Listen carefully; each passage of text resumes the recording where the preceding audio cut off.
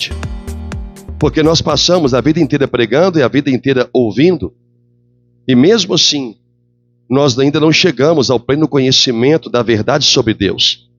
O apóstolo Paulo diz que nós conhecemos em parte aquilo que ainda há de ser revelado. Então nós conhecemos uma parte sobre Deus, mas Deus deseja revelar todo o conhecimento sobre Ele. E esta falta de conhecimento, ao menos da parte que Deus revela ao homem, a falta deste conhecimento é que faz o homem não entender e nem mesmo temer a Deus, a quem diz servir ou a quem deseja servir. Uma coisa a ser bem entendida é que tudo pertence a Deus.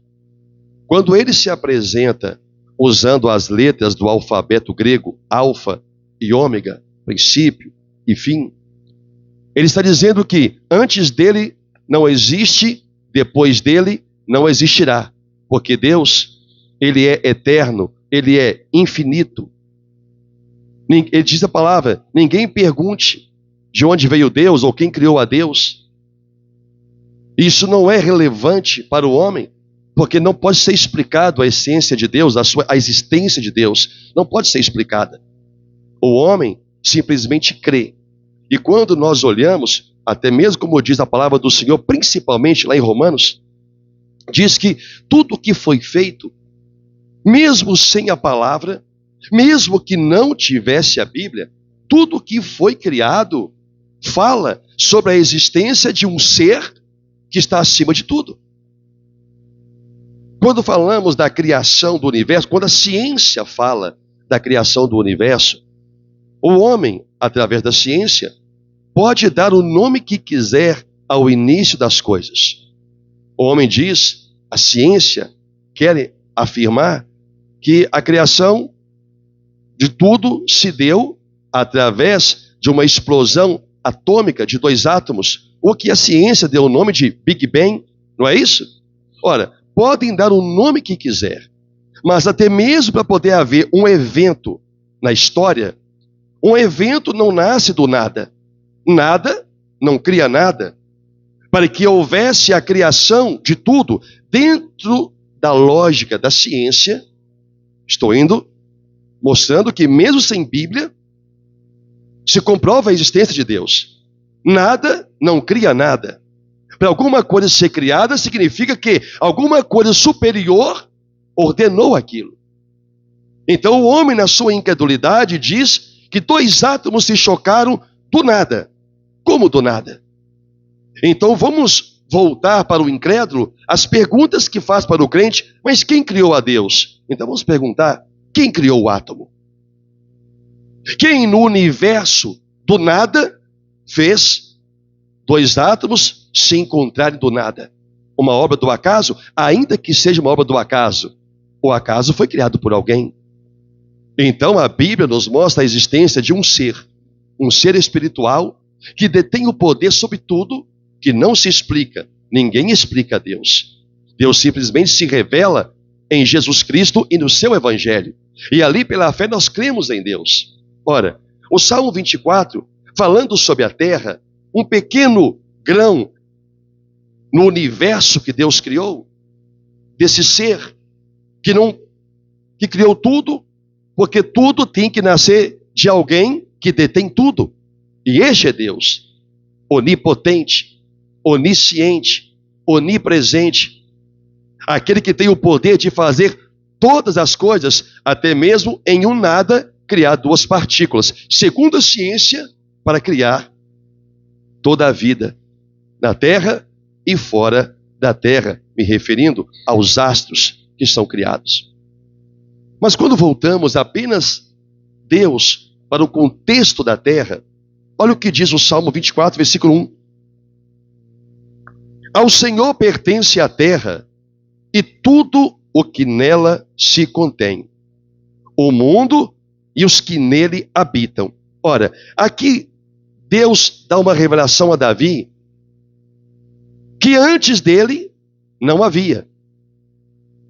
Porque nós conhecemos que no início do Éden, a terra sem forma e vazia, sim. Mas Davi não tinha esse conhecimento por escrituras.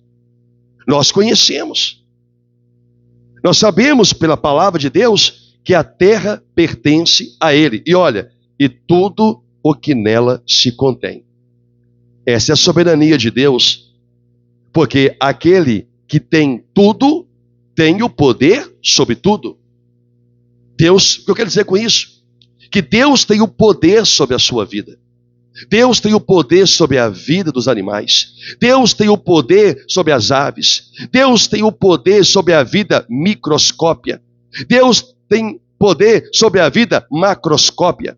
Deus tem o poder sobre tudo, porque tudo que há na terra, as visíveis e as invisíveis, foram criadas por Deus. E aquele que cria, aquele que é o autor de tudo, tem o poder de fazer o que quiser. É a soberania de Deus junto com o seu poder. Soberania significa aquele que pode fazer tudo o que quiser. Às vezes alguém pode ter todo o poder, mas não tem soberania para fazer o que quer.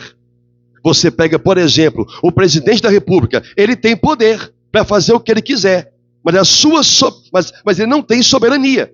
Por quê? Porque existem leis que o detêm naquilo que ele deseja fazer, mas poder pode.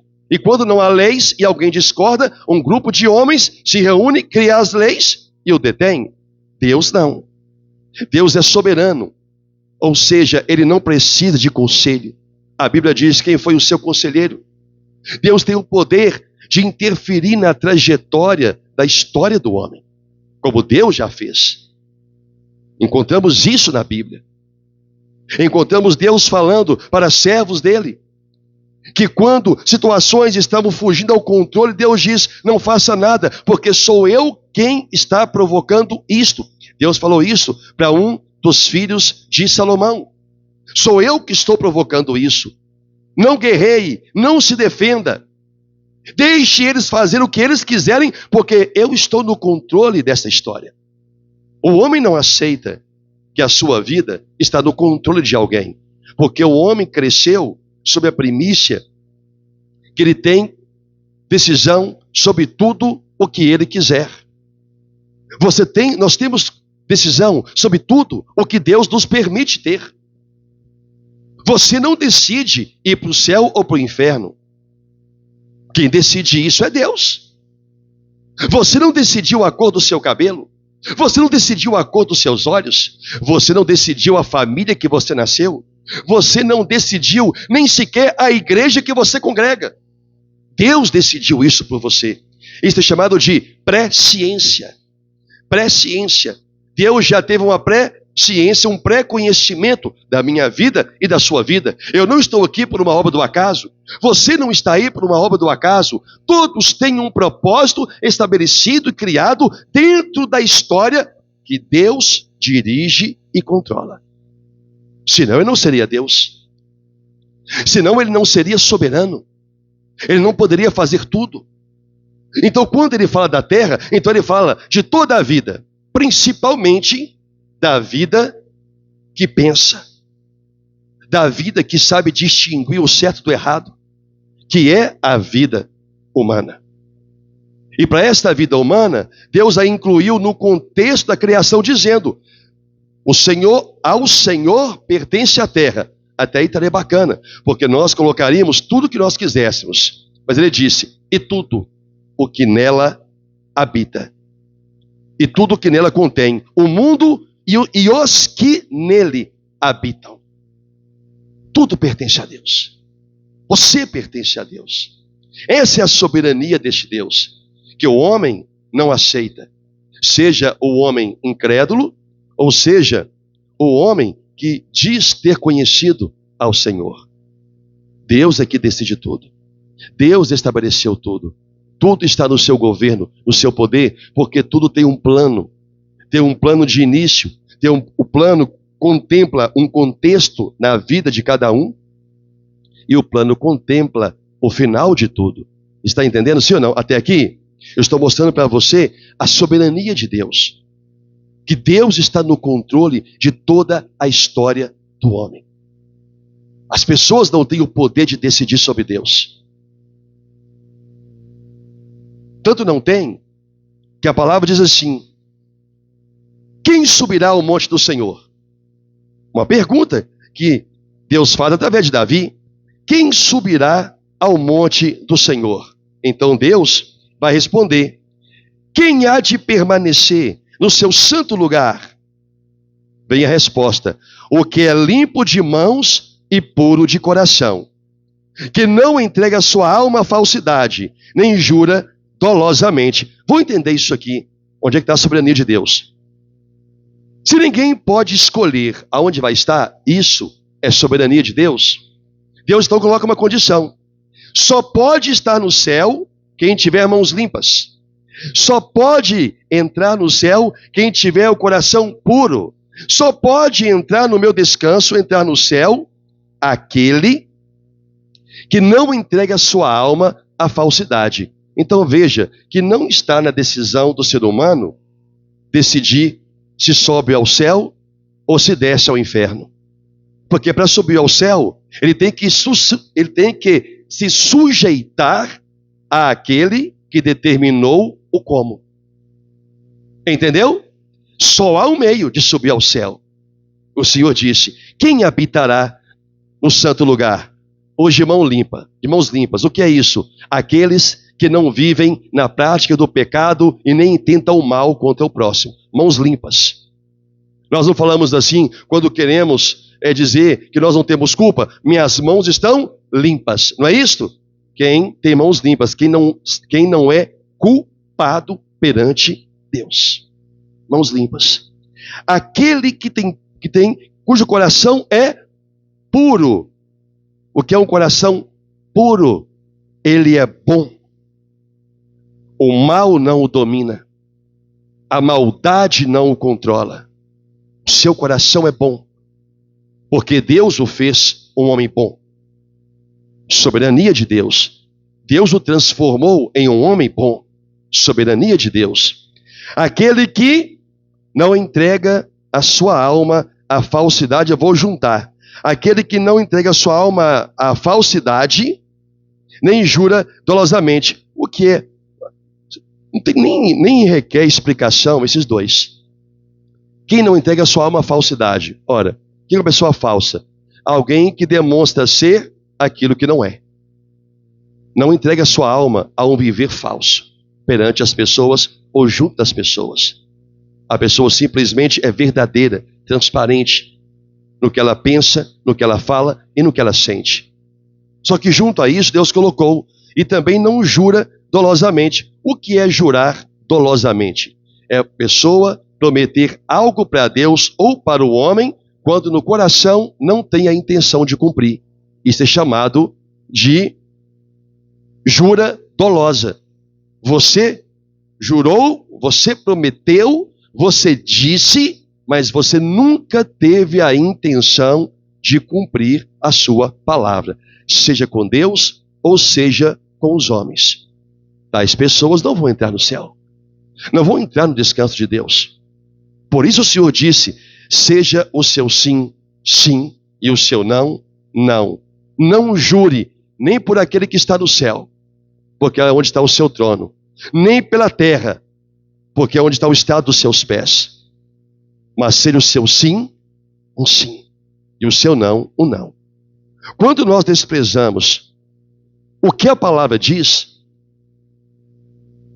o desprezo vem por acharmos que nós estamos qualificados, pelo conceito que nós criamos sobre nós mesmos, a entrar no céu.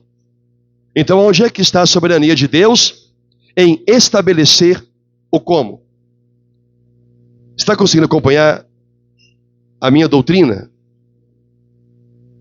Se eu estabeleço como e não é como Deus disse, logo eu não reconheço que a minha vida pertence a Deus. Eu sou autossuficiente. Mas nós servimos a um Deus que é bom. Nós cremos na soberania de um Deus que é bom para todas as pessoas. Eu quero te provar isso. Assim disse Davi, Salmo 25, versículo 1. A ti, Senhor, elevo a minha alma. Deus meu, em ti confio. Não seja eu envergonhado, nem exultem sobre mim os meus inimigos. Com efeito, dos que em ti esperam, ninguém será envergonhado. Envergonhados serão os que sem causa procedem traiçoeiramente. Agora, olha a oração de Davi. Faze-me, Senhor, conhecer os teus caminhos. Ensina-me as tuas veredas.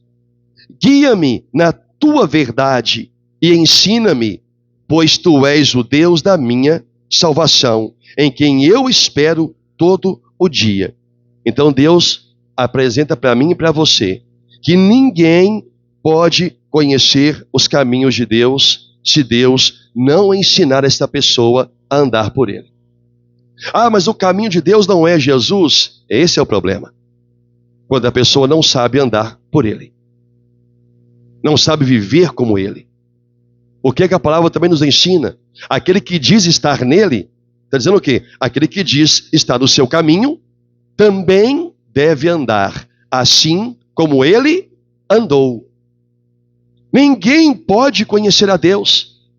Ninguém pode conhecer o caminho de Deus se Deus não ensinar esta pessoa a andar a sua vereda. Agora, quantos cristãos oram a Deus pedindo isto? As pessoas estão tão necessitadas, segundo a sua própria autoavaliação das coisas, que ela esquece do que ela mais precisa: saber andar na presença de Deus, saber andar como Jesus. As pessoas estão tão necessitadas porque acham que a vida é só comida e bebida, a vida é só roupa e bens, que ela despreza o conhecimento e o ensino de Deus quando diz: por que você anda ansioso quanto a essas coisas? Busque em primeiro lugar o reino de Deus e a sua justiça, e o mais vai ser acrescentado. Então Deus ensina, mas a pessoa tapa os ouvidos. Por quê? Porque a sua necessidade fala mais alto do que aquilo que é importante: aprender a conhecer o caminho, os caminhos de Deus. Então Davi diz: me ensina as tuas veredas, me guia pela verdade. O que é isso? Eu não tenho condição, Senhor, de conhecer a sua verdade, porque todo ser humano tem a sua própria. Todos nós temos a nossa própria verdade sobre tudo. Nossas verdades podem coincidir com uma pessoa, ou com um grupo de pessoas, ou com um grupo grande de pessoas, mas ainda assim é a nossa própria verdade e não a de Deus. Então Davi pediu: me ensina a andar no teu caminho e me ensina a conhecer também e me guia também na tua verdade. Mas por que Davi pediu a Deus para Deus guiá-lo na verdade? Porque ele tinha Deus como Deus da sua salvação. O homem que não quer aprender a caminhar com Deus, o homem que não busca isso, o homem que não ora por isto, o homem que não entende necessitar disto, ele não tem Deus como Senhor da sua salvação. Porque não tem por que eu aprender de alguém que eu não creio que há de salvar a minha alma. Ah, pastor, mas eu creio que Deus vai salvar a minha alma, mas não está vivendo como alguém que realmente crê nisso. Porque todos os que creem em Deus como autor da sua salvação, eles anseiam por aprender a andar no caminho de Deus. Eles anseiam em conhecer a verdade. E quem é que está em busca dela? Aqueles que oram por ela. Aqueles que clamam por ela. E Davi era um destes homens. Quase único no seu tempo. Quase único. Quase não haviam homens como Davi no seu tempo. Porque nem todos querem buscar o conhecimento de Deus, mas todos querem entrar no seu descanso. Mas querem entrar dizendo para si mesmos a forma como eles vão chegar lá. Isso é reconhecer que a sua vida volto ao início da minha introdução, isso é reconhecer que a terra e todos os que nela habitam não pertencem a Deus. Pode até tudo pertencer, de menos a vida da pessoa que não quer caminhar com Deus. É como se eu pegasse o pastor Marcos e o pastor Marcos, eu pergunto, pastor Marcos, como que eu chego até o bebedouro porque eu quero beber daquela água? O pastor Marcos sabe o caminho para me levar até lá. Então eu digo, não, o pastor Marcos é o meu guia, ele vai me levar até o bebedouro. Então, eu não pergunto para ele, qual é o caminho que eu vou seguir? Tem vários bebedouros, mas só um tem água mineral e pura.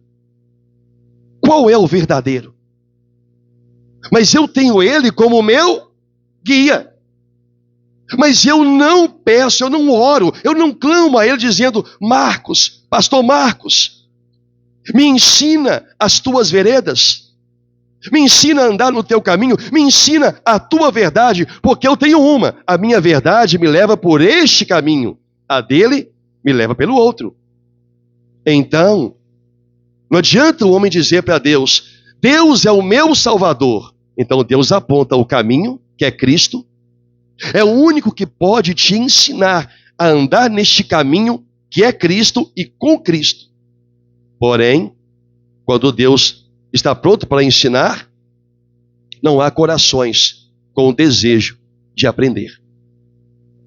Então, na minha verdade, eu vou por este caminho aqui, porque eu rejeitei a verdade de Deus. Deu para compreender isso? Mas durante toda a minha vida, como evangélico, como cristão, qualquer rótulo que eu queira colocar para a minha religião ou a minha crença, eu vou dizer que é o pastor Marcos que me guia à fonte da água. Eu vou dizer que é Deus que está me guiando, que Deus é o meu Salvador. Deus não pode e não vai ser o meu Salvador se eu não aprender a caminhar com Ele. Porque se eu digo estar com Ele, eu tenho que andar como Ele andou. Eu tenho que viver como Ele viveu. Viveu. Amém? Não adianta eu dizer, eu estou com Deus, mas Deus vai por lá, mas a minha sabedoria e a minha verdade me manda ir por aqui. Obrigado, irmão. É isso que está acontecendo. Por isso Deus fala que o homem não o conheceu por sua própria o quê? Sabedoria. O homem não conheceu a Deus por sua própria sabedoria. E a sabedoria de Deus é revelada do céu. Àqueles que compreendem que Deus tem o poder sobre tudo, porque tudo pertence a Ele. Deus tem o poder de escrever a história, e Ele a escreveu, mesmo a contragosto do homem. Ninguém nasceu fora do seu tempo. Ninguém foi o que Deus não quisesse que fosse. Ninguém. Reis, impérios, governos, todos foram colocados por Deus, porque todos os homens, até o mais desconhecido, estava engajado ou encaixado em um plano de Deus que levaria à salvação e, por fim, ao cumprimento de toda a Escritura. A palavra diz que se os homens tivessem conhecido a Cristo, quem ele era de fato, o texto diz, jamais teriam matado o autor da salvação. Deus não permitiu que aquelas pessoas conhecessem a Cristo. Porque Jesus precisava ser morto. Alguém tinha que matá-lo. Alguém tinha que colocar os pregos, os cravos das suas mãos. Alguém tinha que sangrar o seu crânio. Alguém tinha que perfurar o seu lado. Alguém tinha que chicoteá-lo, alguém tinha que cuspir nele, alguém tinha que bater com caniço nele, assim como alguém tinha que traí-lo. Porque tudo já estava na história de Deus. A minha vida está. A presciência de Deus já sabe do meu futuro. A presciência de Deus já sabe. O homem não aceita isso porque o homem quer estar no controle de tudo. Ele não aceita alguém controlando a sua vida.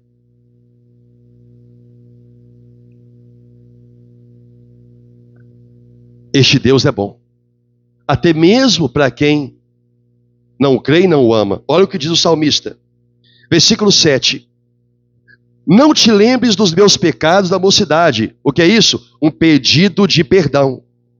Não te lembres dos meus pecados da mocidade, nem das minhas transgressões. Olha só, nem das minhas transgressões. Lembra-te de mim, Senhor, segundo a tua misericórdia. Por causa de quê? Da tua bondade, ó Senhor. Então Davi estava clamando a Deus para que a bondade dele não fizesse com que ele se lembrasse dos seus pecados da mocidade. Porque Deus conhece os pecados da mocidade. Não se lembrar não é não tomar conhecimento, mas é não trazer o passado ao presente como se ele ainda fosse verdadeiro na vida de quem buscou e conheceu ao Senhor. Então Davi diz, segundo a tua bondade, lembra de mim por sua misericórdia, porque assim o Senhor me perdoará pelo que eu fiz, pelo que eu faço, ou por qualquer pecado que eu venha fazer, porque a presciência de Deus já conhece absolutamente tudo. Tudo. Ah, mas se Deus já conhece tudo, então Ele sabe quem vai ser salvo e quem não sabe, por isso que Ele é soberano. Ele sabe. Ele conhece os seus. E este é o selo de Deus. Ele conhece os que lhe pertencem. E não está falando apenas daqueles que se converteram, mas fala também de uma geração que ainda iria se converter, porque nós também fazemos parte dela. Nós somos o futuro dessa palavra quando ele disse, eu conheço os que me pertencem, não apenas no presente, mas também em todas as eras que vierem a existir antes do fim de todas as coisas. Deus sabe. O Senhor Jesus diz que Ele veio buscar as suas ovelhas que estão perdidas, mas nem todos são ovelhas perdidas. Porque aí nós vamos voltar lá no Éden, quando o Senhor disse, eu darei uma descendência à serpente, como também darei uma descendência à mulher. É uma outra pregação para outro momento, mas o que eu estou mostrando aqui para você é que Deus já sabe de tudo. Deus já tinha presciência de que Jesus Cristo iria nascer, quando iria nascer, em que casa iria nascer, em que época iria nascer, em que governo romano iria nascer, em que império ele iria nascer.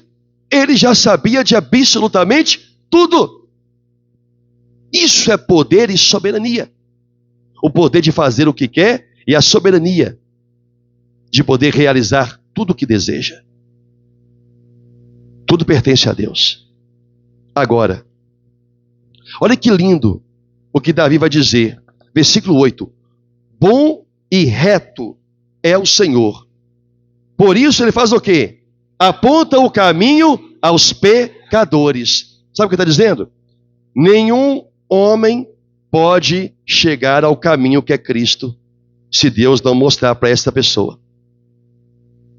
Jesus testificou isso quando ele disse, ninguém pode vir a mim se o Pai que me enviou não o trouxer. A pessoa pode chegar na igreja, pode ser membro da igreja, pode se batizar nas águas, chegar em Cristo é outra conversa. Deus aponta o caminho aos pecadores. Ele mostra o caminho. Mas por que muitos não encontram? O Senhor falou, porque vocês são incapazes de ouvir a minha voz. Incapazes de ouvir. Eles não podem ouvir, não podiam ouvir, porque era uma outra descendência que estava ali perante Cristo. E o Senhor Jesus confrontou. Por que razão vocês não compreendem a minha linguagem? É porque vocês são incapazes de ouvir a minha voz. Se vem aqui, alguém aqui fala inglês fluente? Não.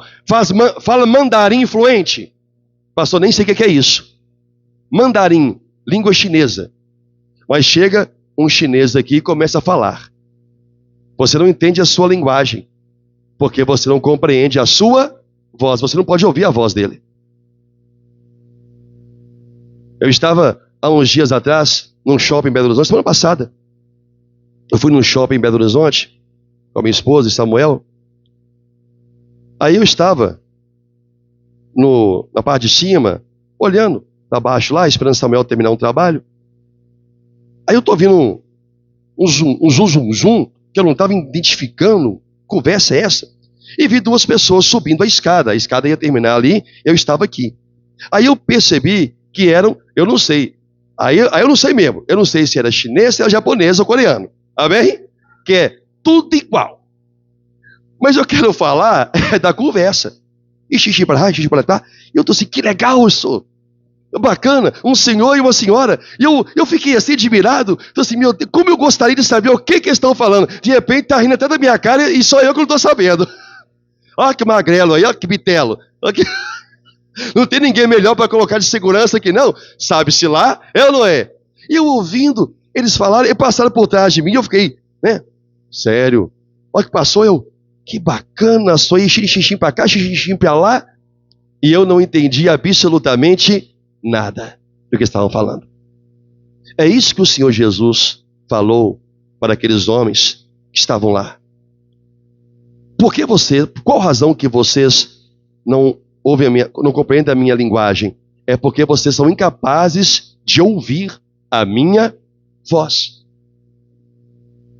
Jesus aponta o caminho para os pecadores, para aqueles que ele veio resgatar, que pela presciência de Deus iriam ouvir a voz do Senhor. Deus aponta o caminho, olha, o meu filho está ali. Como que Deus aponta? Quando a pessoa ouve a pregação do Evangelho, e as minhas ovelhas me ouvem e elas me seguem. A pregação do Evangelho. Então Deus é bom. Se não fosse a bondade de Deus, nós não teríamos chegados até Cristo. Nós não saberíamos o caminho. Mesmo sendo nós formados, criados à imagem e semelhança de Deus. Nós temos a faculdade de pensar, de escolher, de decidir, de distinguir as coisas. Imagem e semelhança de Deus. Nenhuma outra criação de Deus deste mundo tem essa capacidade, somente o homem. Mas com toda essa capacidade, com todo esse conhecer de Deus, nós nunca seríamos capazes de chegar até Cristo, de chegar até o caminho. Para você compreender, sim ou não? Jamais teríamos chegado. Deus dá conhecimento ao homem, até mesmo ao homem que não crer nele.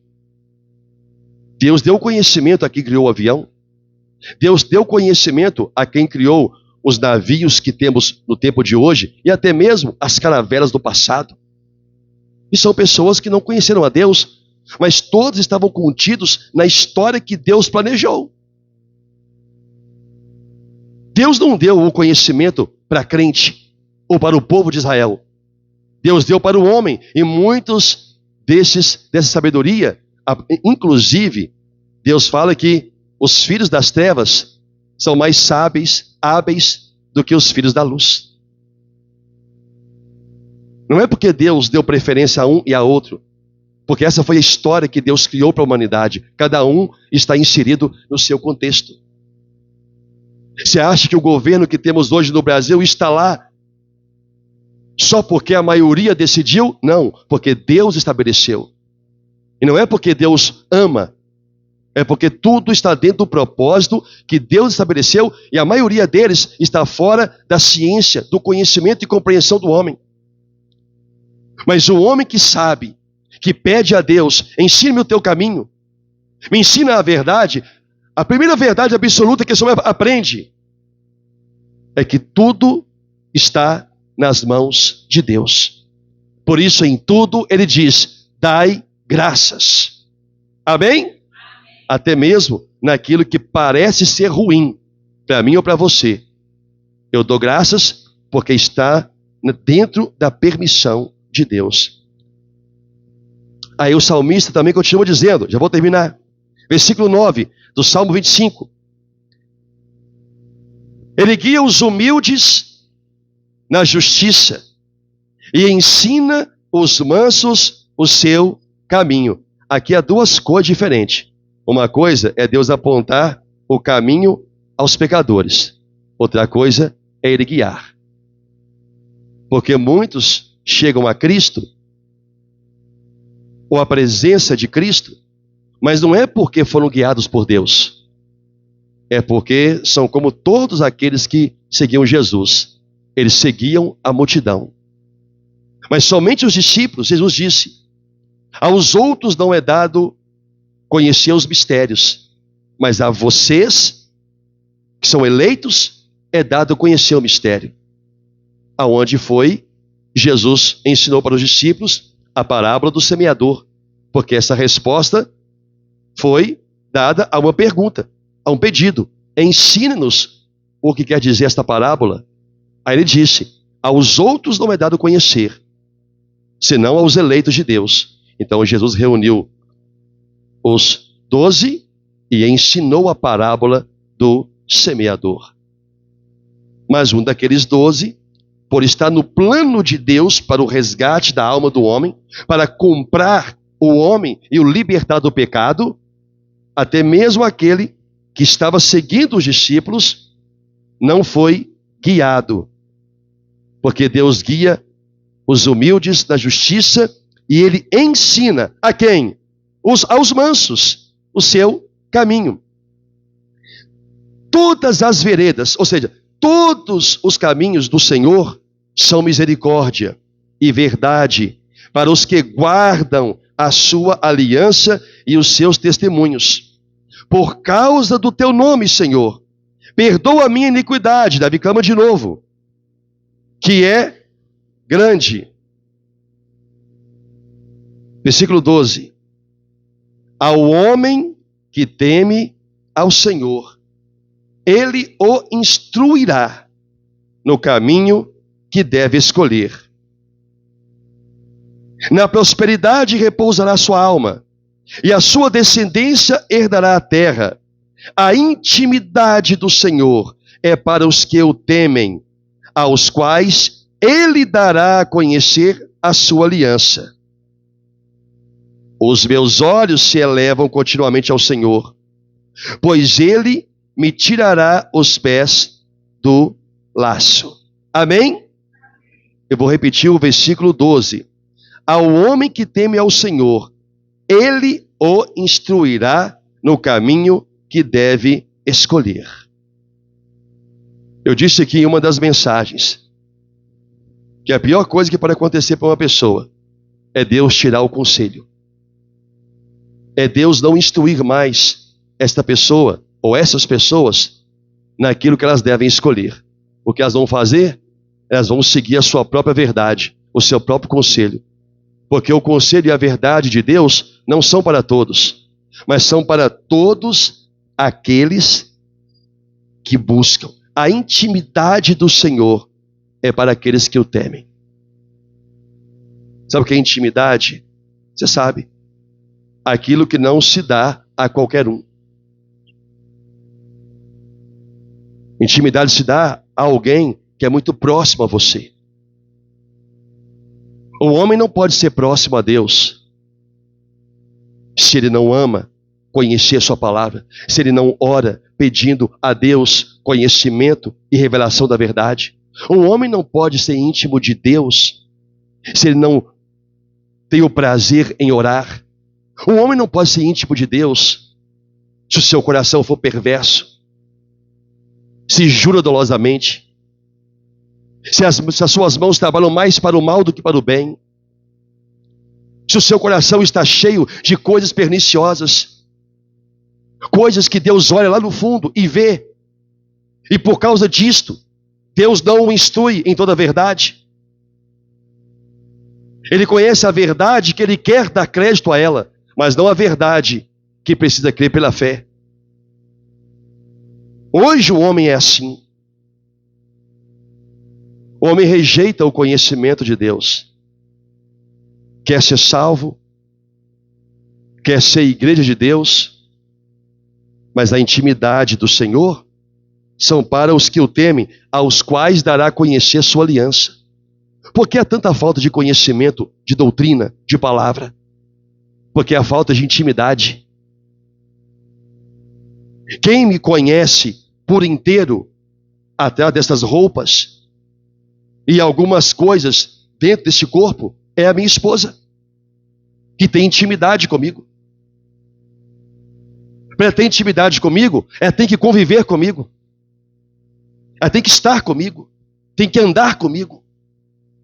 Assim também é com Deus. Uma pessoa não vai ter intimidade com Deus se não andar com Ele. E andar com Deus não é falar, eu ando com Deus, eu sou servo de Deus. Isso não significa nada. Quando esse homem não clama por conhecimento, quando esse homem, como Davi, não diz, Senhor, me ensina, eu elevo a minha alma, elevo a Ti a minha alma. Deus meu, em quem confio, faz-me conhecer os Teus caminhos e me ensina as Tuas veredas e a Tua verdade. Esse é o homem que está construindo a sua vida com intimidade com Deus. Ele o ama.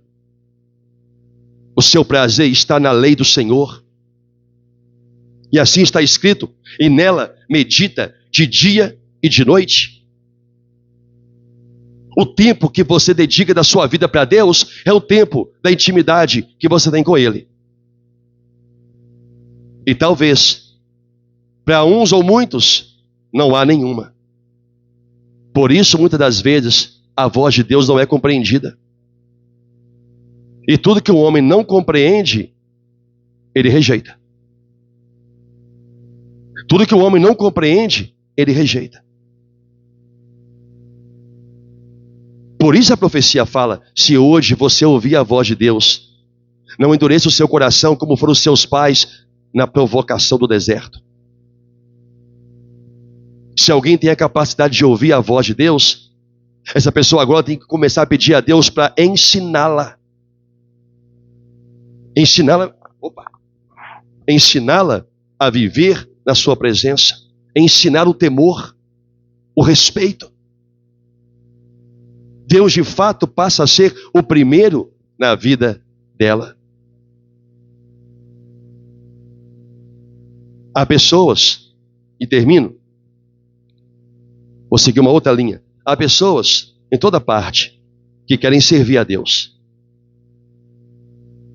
Acreditam que tem chamado para servir como cantor, como pastor, como evangelista, como diácono. Só não entra até mestre. Só não entra profeta. Porque profeta uma pessoa é ou não é. Porque o que profetiza acontece. Mas o que Deus fala sobre o diaconato? E não é exclusivo a ele. Sejam primeiro experimentados. E se forem achados irrepreensíveis, então exerça o diaconato. O que é isto? Antes de ser, precisa fazer. Antes de ser, precisa fazer. Na apacentar de Deus, não sei outros ministérios, mas na apacentar de Deus, ninguém entra no ministério se não tiver 12 dias por mês na igreja. Sabe o que é isso? Todos os cultos, salvo por justificativa aceita. Você acha que eu vou colocar diácono para poder faltar quando quer e encher minha cabeça? Me dá problema? Nunca! Você acha que eu vou colocar alguém para cantar se não vem nos cultos da igreja? Nunca! A não ser que me justifique o porquê. e seja aceito. Não é porque justificou que vai ser aceito. Tem que ser justificado. Por quê? Todo mundo quer servir, mas nem todos querem ser servos. Querem servir como quer. Ah, eu tenho o sonho de ser pastor, então vai pregar. Ah, eu tenho o sonho de ser evangelista, então vem evangelizar. Faça parte do grupo de evangelismo. Evangelista que não evangeliza, evangelista de quê? Pastor que não prega, que não tem zelo, não é nem pregar, aí é pregador. Eu quero ser pastor, mas não tenho zelo por ninguém. Eu não me preocupo com ninguém. Que espírito de pastor é este? Sabe quando vai ser na pacidade de Deus? Nunca, jamais. A não ser que primeiro faça, para depois ser experimentado. Mas se não começar primeiro a buscar de Deus conhecimento, a pedir a Deus, me ensina, Senhor. Sabe uma conotação que isso dá? Eu sou ignorante. Eu sou leigo. Eu sou dependente. Eu preciso aprender. Eu não sei tudo e nem mesmo sei o mínimo. Me ensina. Davi clama, me ensina. Essa mensagem que eu estou trazendo é para mostrar para você a soberania de Deus e a sua bondade. Deus tem conhecimento para dar, mas tem um texto que o Senhor Jesus falou o seguinte: aquele que quer sabedoria, peça a Deus, que a todos dá. Aí eu termino repetindo o que eu disse aqui. Poucas pessoas dentro de uma igreja pedem a Deus conhecimento sobre ele, porque acham que o conhece. De pastores a membros, acham que o conhecem e não sabem absolutamente nada sobre Deus, porque não tem intimidade revelada. Você precisa buscar essa intimidade com Deus. Você precisa buscar essa comunhão com Deus. É fácil? Claro que não é. Não é fácil ter comunhão com quem não se vê. É por isso que é fé. Não é fácil falar com quem eu não vejo. Por isso que é fé. Nós ficamos o dia inteiro conversando com uma pessoa, horas ou horas, porque estamos vendo. Mas poucos conseguem ficar 15, 20, 30 minutos, uma hora orando, porque não vê a Deus. É falta de intimidade. E você e eu, nós ainda temos tempo para buscar isto, para construirmos isto como uma igreja, de entender o que realmente tem valor para Deus, para a vida eterna, e não sermos mais uma igreja nesse universo de igrejas que a maioria não leva ninguém para lugar nenhum. A igreja de Cristo, coluna e baluarte da verdade, só essa leva alguém a algum lugar, porque se torna um instrumento de Deus. Está dando para você compreender, sim ou não? Buscar intimidade com Deus, buscar comunhão com Deus, amá-lo de todo o coração. Eu desejo servir a Deus em alguma área. Ok, neste ministério, a primeira área que você tem que servi-lo é estar na casa do Senhor. Fora isso, só por justificativo. Mas eu não tenho nenhum desejo de servir, então eu posso ir quando você quer. Se você buscar conhecimento de Deus, Ele vai te responder isso. Mas sem conhecimento eu te respondo: congregai-vos sempre. Eu ouvi um pastor certa vez dizer, eu concordei com ele. Ele falou assim: se você falta ao culto e não é por algo justificável, você está mostrando para Deus que Ele não é a pessoa mais importante da sua vida. Aí eu ouvi esse pastor pregando sobre isso, falando, e eu disse: tá certo. Porque há situações que são justificáveis, sim ou não? Claro que é, ué.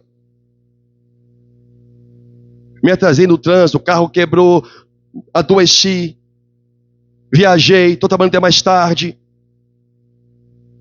ou qualquer outra coisa fora do que eu disse aqui, mas que seja justificável. E não é justificado para a igreja, nem para o pastor, não. Que seja justificado perante os olhares de Deus. Perante os olhares de Deus. Só é justificável perante a igreja quando se trata de pessoas que almejam servir a Deus em ministério. Então, se eu não aceitar a justificativa, você esquece. Aqui, não. Se eu aceitar, ou o pastor Marcos, beleza. O negócio agora é com Deus. Deu para entender até aqui? Entende o que eu estou tentando passar para você? Mas se você busca conhecimento de Deus, porque Davi pediu, faze-me, Senhor, conhecer os teus caminhos. É você saber se o seu caminho é o caminho de Deus. Se as suas escolhas são justificáveis aos olhos do Senhor. Isso é conhecer o caminho. Se você não conhecer, claro que a pessoa vai rejeitar aquele que fala. Claro que a pessoa vai rejeitar e dizer, não é bem assim. É igual o exemplo que eu dei com o pastor Marcos. Eu posso dizer que ele vai me conduzir até a água do bebedouro, mas o caminho que ele está dizendo não é o que eu acho que eu devo seguir. Então eu tenho a minha própria verdade. E só há uma verdade. A que Jesus Cristo revelou aos seus discípulos. Eu sou o caminho. Você acha que está caminhando certinho? Você acha que o seu caminho cristão está certo? Eu sou o caminho. Você tem que andar como eu. Esse é o caminho. O seu caminho não é apenas apontar é Jesus, não. Ele está dizendo para você e para mim como nós devemos viver. Quais devem ser nossas prioridades, nossos valores, o caminho. Eu sou a verdade, então retire a sua, que você não sabe nada, inocente. É a verdade de Deus. E a sua verdade se revela onde? No Evangelho. Está escrito. A verdade é o Evangelho. Não tem contraindicação. Amém? A bula não tem contraindicação. A verdade é o Evangelho. É assim que eu e você vamos examinar a nós mesmos. Como Paulo diz, se é que já não decaíste da fé e fostes reprovados. Eu sou a vida. Então a vida não é aquela que eu quero viver. A vida é aquela que Jesus me diz para viver. Vivei por modo digno do Evangelho. Tem um caminho como eu devo seguir. Tem uma verdade o que eu devo viver e crer. E a vida. O que eu tenho que buscar para mim. Este é Jesus. Amém? Que o Senhor conceda a todos nós a graça de conhecê-los ainda mais. Em nome do Senhor.